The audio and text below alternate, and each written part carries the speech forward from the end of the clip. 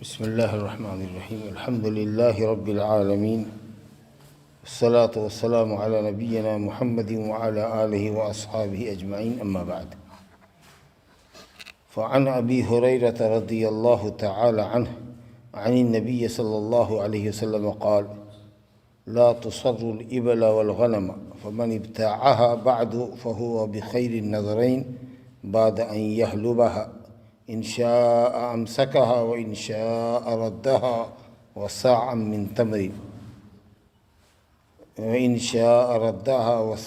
تمر متفق عليه ولمسلم وهو بالخيار 3 أيام وفي رواية له علقها البخاري ورد معها ساعا من طعام لا سمراء قال البخاري والتمر أكثر.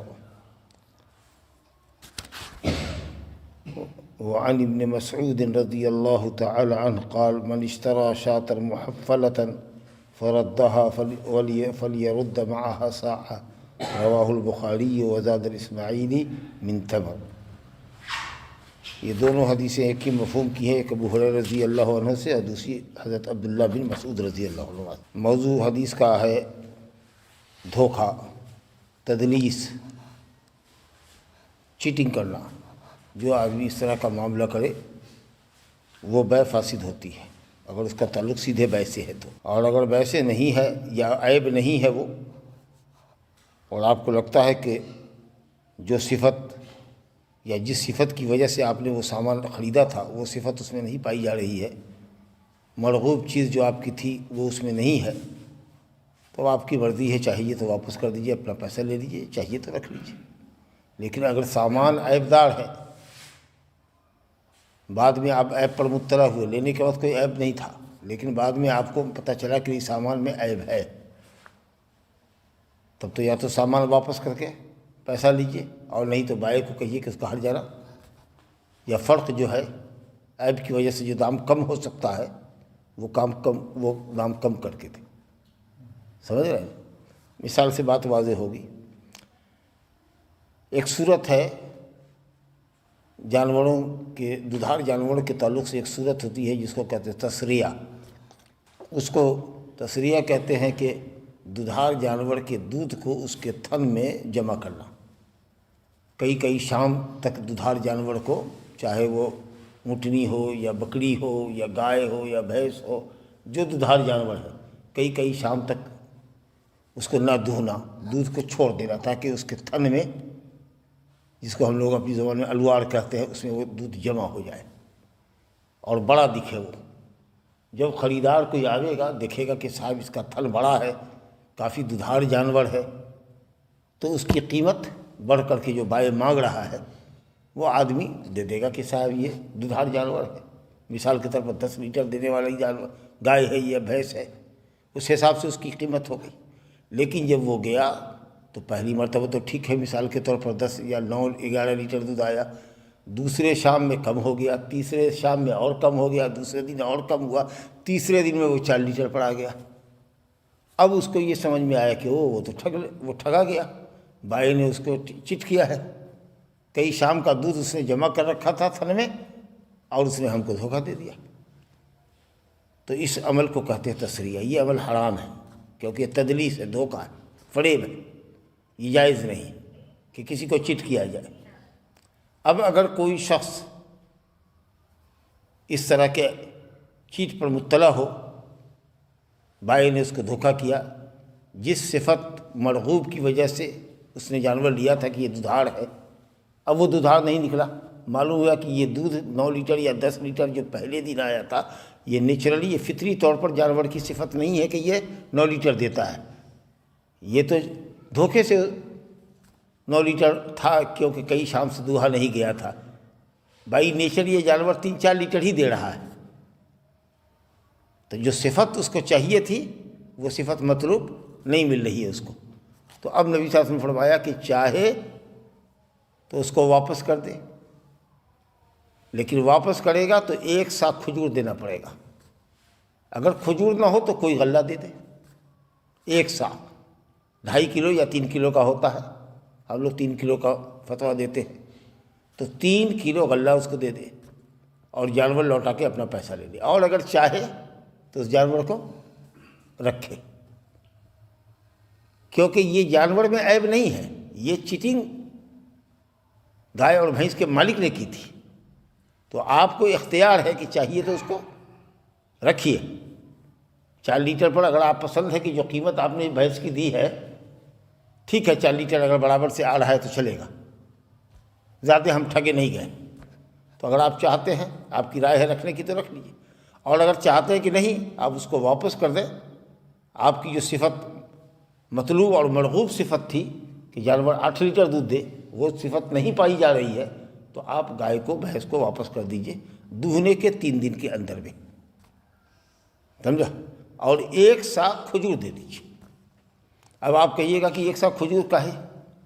تو وہ اس لیے کہ اس کے تھن میں تو جب آپ نے خریدا تھا تو دودھ تھا، اور کچھ دودھ آپ کے یہاں آ کر کے بھی پیدا ہوا،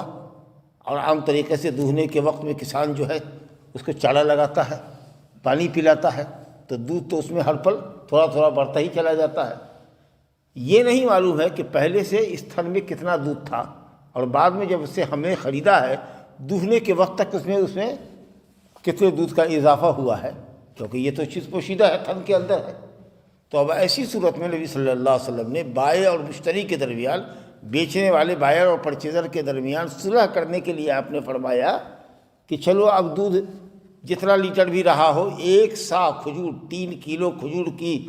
جو قیمت ہے وہ 1 سا کھجور تم کو دے گا، چاہے اب وہ 1 سا کھجور کی قیمت سے زیادہ کا دودھ رہا ہو کہ کم کا رہا ہو، چلو اس کے اوپر صلح کر لو، معاملے کو رفع دفع کر لو اس کے اوپر۔ اب سمجھا نا؟ تو یہ دودھ کیا تاوان نہیں دے رہے ہیں، یا دودھ دہنے کے بعد آپ کہہ سکتے ہیں کہ دودھ دہنے کے بعد آپ دیکھیے کہ کیا لیٹر دودھ ہے، وہ دودھ آپ واپس کر دیجیے۔ نبی صلی اللہ علیہ وسلم نے یہ نہیں کہا ہے، یا دودھ کی قیمت واپس کیجیے، جیسا کہ حنفیہ کہتے ہیں کہ قیمت دیجیے تو دودھ دیجیے۔ ارے بابا، ہم دودھ کیسے اس کو پورا دیں گے؟ جتنا دودھ اس کے یہاں تھا تھن میں، اس کے بعد ہمارے یہاں آتے آتے بھی اور کھلانے پلانے کے بعد بھی دودھ بڑھا ہے، ہم نہیں جانتے کہ کتنا دودھ پہلے سے تھا اور کتنا دودھ اب ہے، تو ہم دودھ پورا اس کو کیسے دے دیں گے لوٹانے کے وقت، یا اس کی قیمت کیوں دیں گے؟ تو نبی صلی اللہ علیہ وسلم نے یہ تاوان کے طور پر نہیں کہا ہے، بلکہ یہ کہا ہے کہ صلح کرنے کے لیے، جھگڑے کو ختم کرنے کے لیے جانور والے کا جانور دو واپس 3 دن کے بعد، اور 1 سا غلہ لیتے جاؤ، کھجور لے جاؤ تو بہتر ہے۔ اچھا دیکھیے، مناسبت دودھ میں اور کھجور میں بڑی اچھی ہے، یہ دونوں چیز ایسی ہے جو بغیر پکائے ہوئے آپ استعمال کر سکتے ہیں، دونوں بھی میٹھی ہے، دودھ بھی میٹھا ہوتا ہے اور کھجور بھی میٹھا ہے، اب کھجور بھی بغیر پکائے ہوئے کھا سکتے ہیں اور دودھ بھی بغیر گرم کیے ہوئے پی سکتے ہیں۔ سبحان اللہ، کیا اچھی مناسبت ہے۔ لیکن اگر مان لیجئے کہ ہم جیسے لوگ ہیں جو یہاں پر رہتے ہیں، ہمارے یہاں کھجور نہیں ہے، تو آپ گیہوں دے دیجئے جو اس سے قریب تر ہے، یا چاول دے دیجئے اس کو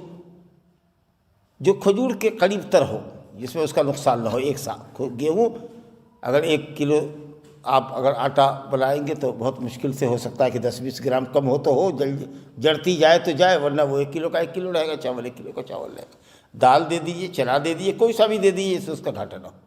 لیکن اکثر حدیث کے اندر کھجور کا لفظ آیا ہے۔ کچھ لوگوں نے یہ کہہ کر کے حدیث کو رد کیا کہ کسی میں کھجور ہے، کسی میں گیہوں ہے، کسی میں طعام ہے، کھانے کی اشیاء ہے۔ اسی کا جواب دیا ہے امام بخاری نے کہ حدیث میں، اکثر حدیث میں لفظ تمر ہے، لہذا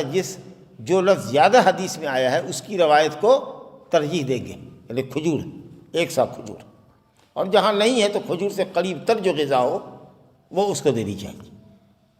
اور یہ جو ہے صلح کی رقم ہے، یہ دودھ کی قیمت یا دودھ کا تاوان نہیں ہے۔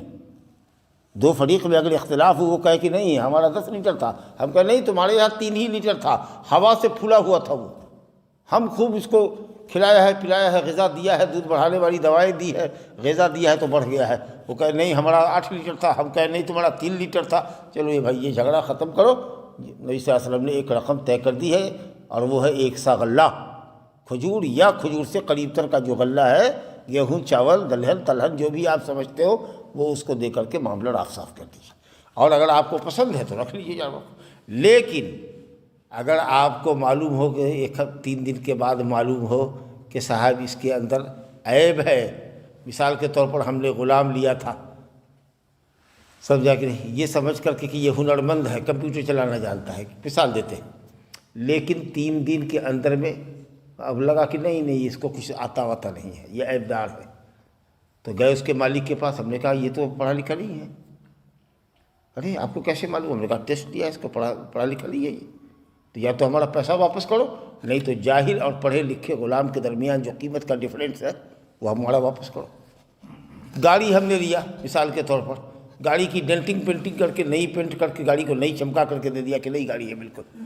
بعض کمپنیوں سے بھی یہ شکایت ملی ہے کہ بالکل نئی گاڑی شو روم سے نکلی ہے، اور بعد میں جب اس کو دیکھا گیا 2-4-5 روز کے بعد میکینک نے دیکھا تو وہ بالکل سیکنڈ ہینڈ گاڑی تھی، یا ٹھوک ٹھاک کر کے اس کو برابر سے ریپیئر کر کے دے دیا گیا تھا۔ سمجھا کہ نہیں؟ یہ عیب نکلا، تو اب یا تو آپ اس عیب پر ایسی صورت ہوگی تو آپ کو تاوان ملے گا، یا تو اس کو آپ واپس کر کے پوری قیمت دیجیے، اور نہیں تو کمپنی اتنا پیسہ واپس کرے گی۔ تو یہی ہوتا ہے کہ سامان اگر عیب دار ہے تو آپ کو 2 آپشن ہیں، یا تو آپ اس کو واپس کر کے پوری قیمت دیجیے، اور نہیں اگر رکھنا چاہتے ہیں تو فریش مال میں اور عیب دار میں جتنا فرق پڑے گا اتنی کی قیمت کمپنی آپ کی واپس کرے گی۔ لیکن اگر کوئی چیز آپ نے لیا کہ صاحب اس کے اندر صفت اچھی ہے، خوبی ہے، اور وہ غلام تو ٹھیک ہے لیکن وہ خوبیوں کا مالک نہیں ہے، جیسے یہ جانور آپ نے لیا تھا، اس کے اندر یہ ہے کہ صاحب 8 کلو دودھ دینے کی صلاحیت ہے، وہ کہتا ہے کم سے کم 8 لیٹر دودھ آئے گا، 10 لیٹر آئے گا، لیکن وہ ایکچولی 4 لیٹر 5 لیٹر ہی آتا ہے، تو اب آپ کی مرضی ہے، یا تو اگر آپ رکھتے ہیں تو کوئی جرمانہ وہ بائیں نہیں دے گا، آپ کو کوئی فرق واپس نہیں کرے گا، اور اگر آپ کو پسند نہیں ہے تو آپ اس کو واپس کر دیجیے۔ جو دودھ کھایا ہے یقیناً اس کے تھن میں دودھ پہلے سے بھی کچھ تھا، تو اس دودھ کی قیمت کے طور پر نبی صلی اللہ علیہ وسلم نے 1 سا کھجور یا 1 سا کوئی غلہ متعین کر دیا صلح کے طور پر کہ اس کو لے کر کے معاملہ ختم کر لو، تو یہ شکل اختیار کرنی پڑے گی۔ تو نبی کریم صلی اللہ علیہ وسلم نے فرمایا، ابو ہریرہ رضی اللہ عنہ سے روایت ہے کہ لا تسر الابل والغنم، یعنی لبن الابل والغنم، اونٹ کے یعنی اونٹنی کے اور بکری کے دودھ کو تھن میں جمع مت کرو، یہ نہیں ہے، حرام کے لیے، حرمت کے لیے دلیل ہے، یہ حرام عمل ہے تمہارا، یہ چیٹنگ ہے، دھوکہ ہے۔ من غش فلیس منا، جو دھوکے باز ہے وہ ہمارا امتی نہیں ہے، اس کا مطلب کہ گناہ کبیرہ ہے، یہ حرام عمل ہے۔ اب اگر کوئی دھوکے کا شکار ہو گیا اور اس طرح کے جانور کو اس نے خرید لیا، تو نبی صلی اللہ علیہ وسلم نے فرمایا کہ جس نے بھی اس دھوکے کے جانور کو خرید لیا، جس کا دودھ جمع کر کے کئی شام سے رکھا گیا تھا اس کے تھن میں، فَهُوَ بِخَيْرِ النَّظَرَيْنِ، تو اس کو 2 رائے میں سے جو اچھی رائے لگے اس پر وہ عمل کرے،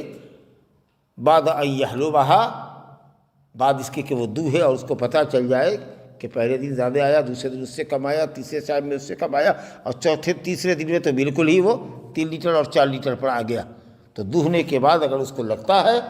کہ صاحب اس کو رکھنا ہے تو آپ رکھ لیجئے، اور نہیں اگر آپ کو لوٹانا ہے انشاء امسکا، چاہے تو روک رکھے اس کو، اور اگر چاہے تو جانور کو واپس کر دے مالک کے پاس۔ وَصَاعًا مِّن تَمْرٍ، اور 1 سا کھجور، 3 کلو یا 2.5 کلو جو بھی وزن ہے، علماء کا اختلاف ہے، وہ سا کھجور اس کو دے دے گا، جو کہ آپ نے سمجھا کہ کم ہے یا زیادہ تھا تھن میں دودھ، یہ پتہ نہیں ہے، چونکہ اس لیے ایک صلح کی رقم نبی صلی اللہ علیہ وسلم نے مقرر کر دی کہ اس کو لے کر کے اپنا سامان تو واپس لے لو۔ لیکن یہ کب تک اس کو اختیار رہے گا، کب تک آپ واپس کیجیے گا، کب تک؟ کہا کہ جانور کے اندر دودھ روکا گیا تھا، اور ایکچولی دودھ کتنا وہ دیتا ہے صحیح معنی میں اس کی اطلاع آپ کو 3 دن کے اندر، اگر صبح شام لگنے والا جانور ہے دودھ دینے والا، تو 6 شام استعمال کرنے کے بعد، دھونے کے بعد آپ کو پتہ چل جائے گا کہ صحیح اس کی دودھ کی پوزیشن کیا ہے، تو 3 دن کا آپ کو اختیار ہے، 3 دن کے اندر میں آپ اس سامان کو واپس کر سکتے ہیں، جیسا کہ مسلم شریف میں یہی حدیث آئی ہے، تو اس میں ہے فَهُوَ بِالْخِيَارِ 3 ایام، دودھ دہنے کے بعد سے لے کر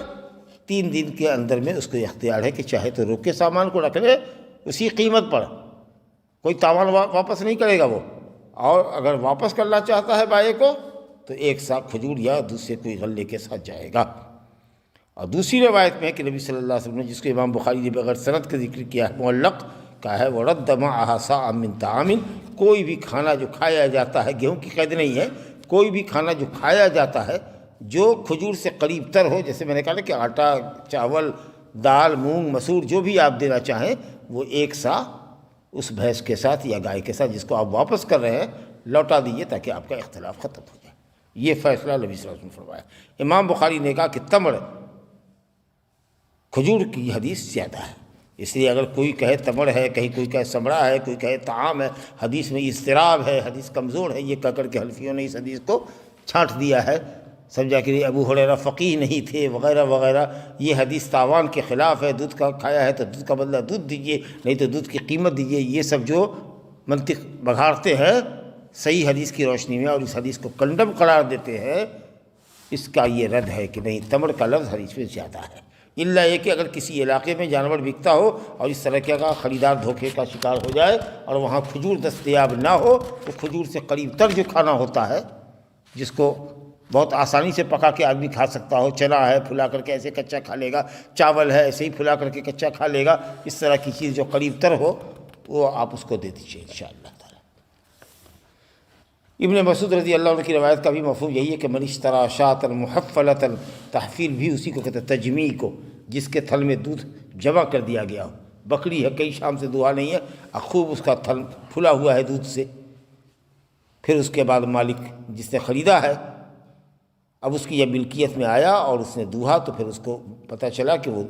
ٹھگ لیا گیا ہے، تو وہی حکم ہے کہ ایک ساتھ کھجور کے ساتھ اس بکری کو مالک کو واپس کر دیں۔ میں سمجھتا ہوں بات واضح ہو گئی ہوگی۔ تو اس طریقہ سے دھوکہ نہیں کرنا چاہیے اور یہ عمل حرام ہے۔ دوسری حدیث دیکھیے، یہ بھی دھوکے ہی سے تعلق رکھتی ہے، یہ بھی عمل حرام ہے۔ وعن ابی ہریرہ رضی اللہ تعالی عنہ ان رسول اللہ صلی اللہ علیہ وسلم مر على صبرة من طعام فأدخل يده فيها فنالت أصابعه بللا فقال ما هذا يا صاحب الطعام؟ قال أصابته السماء يا رسول الله۔ قال أفلا جعلته فوق الطعام كي يراه الناس؟ من غش فليس مني، رواه مسلم۔ ابو ہریرہ رضی اللہ عنہ سے روایت ہے، بے شک رسول اللہ صلی اللہ علیہ وسلم بازار میں گزرے، کھانے کی یا غلے کی ایک ڈھیر کے پاس سے آپ کا گزر ہوا، غلے کی ایک ڈھیر کے پاس سے ڈھیر لگا ہوا تھا، وہاں سے آپ کا گزر ہوا، آپ نے اچانک سے اس کے اندر اپنا ہاتھ ڈال دیا دیکھنے کے لیے کہ اندر میں کیا ہے۔ ہم لوگ بھی جاتے ہیں بازار میں یا گیہوں چاول اگر آپ کو لینا ہے تو بوڑا کے اندر میں آپ اندر تک ہاتھ گھساتے ہیں، دیکھتے ہیں کہ کہیں دو نمبر کا چاول تو نہیں دیا ہوا ہے، مکس تو نہیں کیا ہوا ہے، اوپر میں چاول نوکدار رکھے ہوا ہے، اندر میں جو ہے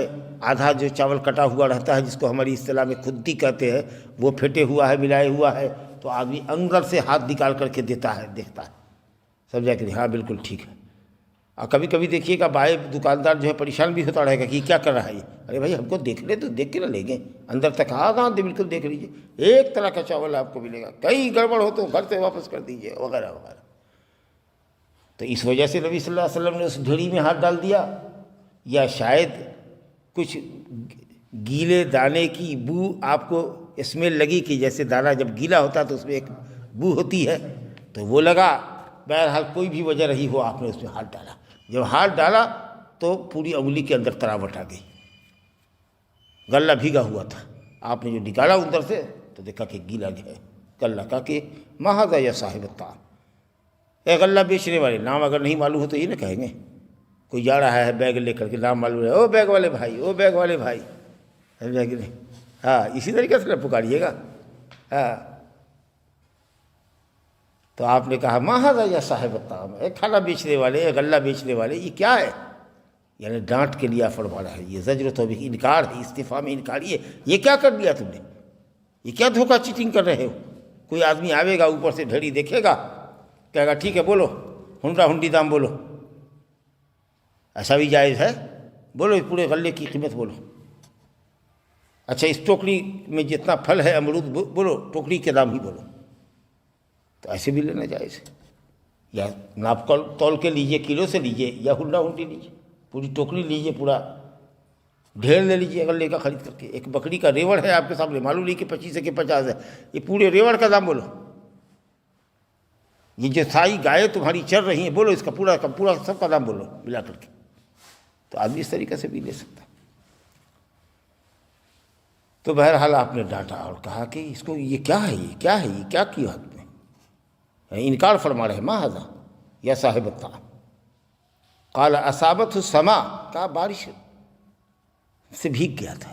سما مانے بارش، کیونکہ بارش آسمان سے ہوتی ہے، اوپر سے آتی ہے۔ سما کہتے ہیں ہر وہ چیز جو آپ کے سر کے اوپر ہے، جیسے یہ چھت ہے، یہ آپ کے لیے سما ہے۔ سما مانے آسمان، یعنی جو بھی چیز آپ کے اوپر ہے وہ آپ کے لیے آسمان ہے۔ کہا کہ آسمان نے اس کو گیلا کر دیا، یعنی بارش نے اس کو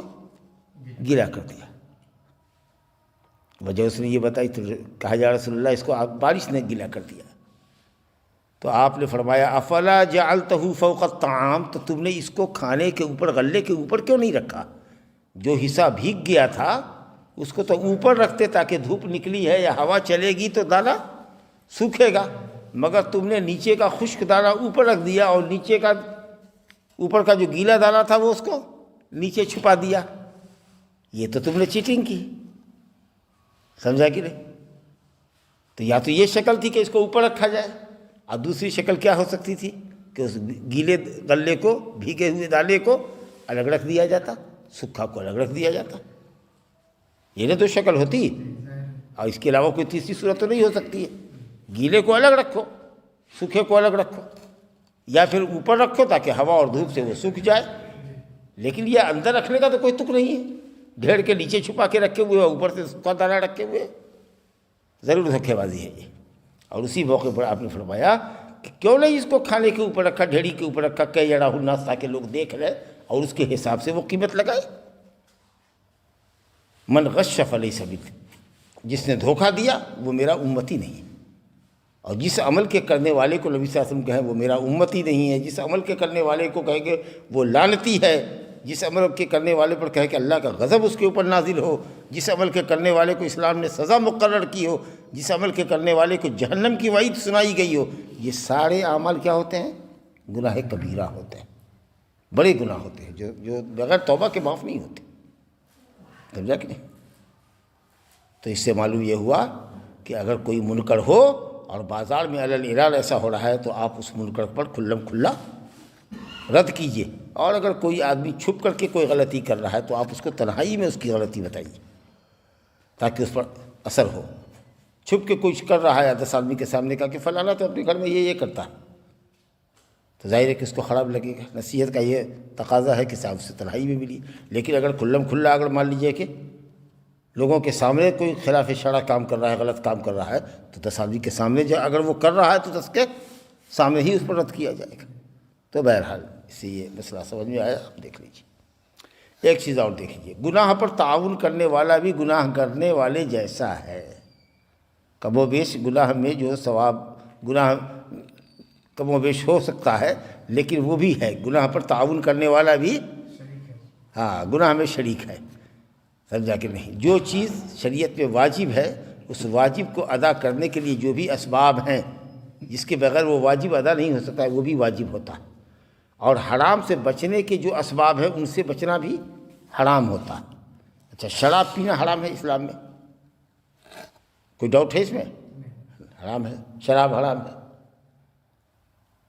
لیکن آپ شراب پی تو نہیں رہے، لیکن شراب کی بوتل آپ بیچ رہے ہیں، یہ عمل حرام ہوگا کہ نہیں ہوگا؟ تب تو کسی طرح کا اگر آپ ناجائز کے اوپر تعاون کر رہے ہیں تو آپ گنہگار ہیں۔ قرآن کا اصول ہے یہ، وَتَعَاوَنُوا عَلَى الْبِرِّ وَالتَّقْوَىٰ وَلَا تَعَاوَنُوا عَلَى الْإِثْمِ وَالْعُدْوَانِ۔ نیکی کرنے پر، گناہ چھوڑنے کے اوپر تو تعاون کرو، لیکن گناہ پر اور زیادتی، ظلم کے کاموں پر کسی کا تعاون مت کرو۔ کوئی سودی بینک سے لون لے رہا ہے، آپ جا کر کے گارنٹر بن رہے ہیں، آپ جا کر کے گواہ کی حیثیت سے دستخط کر رہے ہیں، آپ اس گناہ میں شریک ہے کہ نہیں؟ سود کھانے والا، سود کھلانے والا، سود کا کھاتا وہی لکھنے والا، سودی معاملات پر گواہ رہنے والا، سب ملعون ہے، سب ملعون جی۔ اس سے سودی بینک کے اندر ملازمت درست نہیں ہے۔ تو دیکھیے اس حدیث کو، عبداللہ بن بریدہ رضی اللہ عنہ اپنے والد بریدہ سے روایت کرتے ہیں، کہا کہ رسول اللہ صلی اللہ علیہ وسلم نے فرمایا من حبس العنب ایام القطاف، انگور کے توڑنے کا جو وقت ہوتا ہے، جیسے آج کل وقت ہے، انگور ٹوٹ کے بازار میں آ رہا ہے،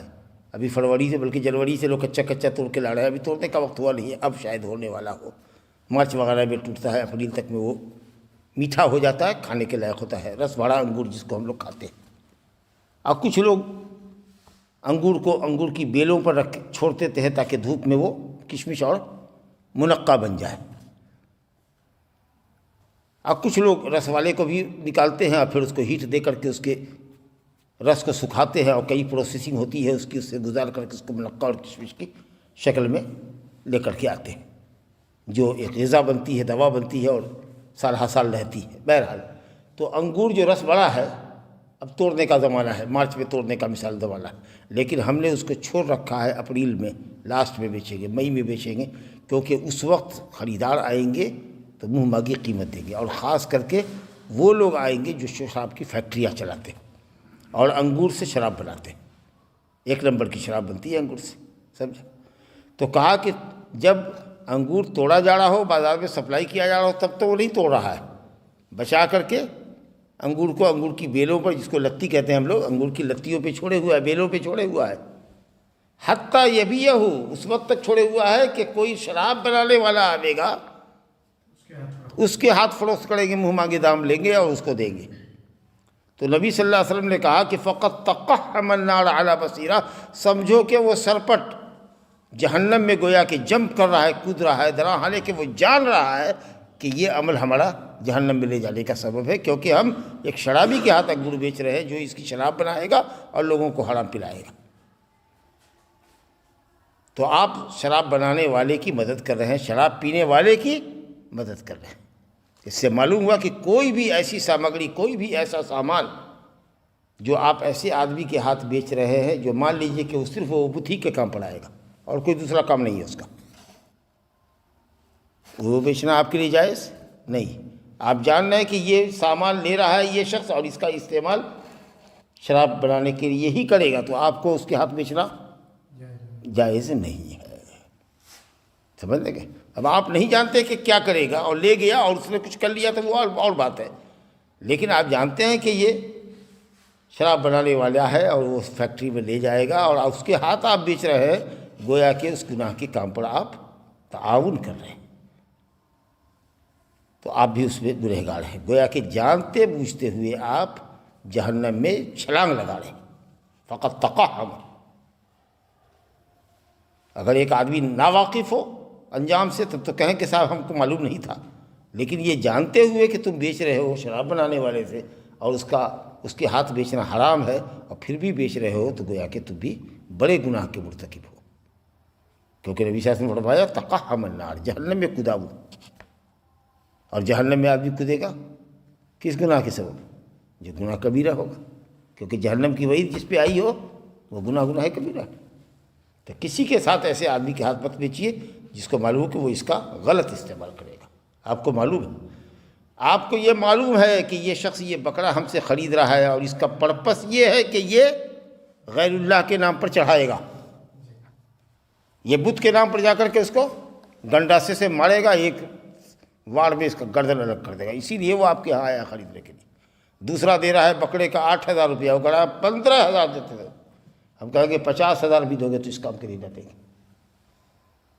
کیونکہ تم ہم سے لے رہے ہو اسی کام کے لیے اور ہم جان رہے ہیں کہ تم اسی پرپس کے لیے لے رہے ہیں. تو ہاں بات تو یہی ہے، ہم نے دے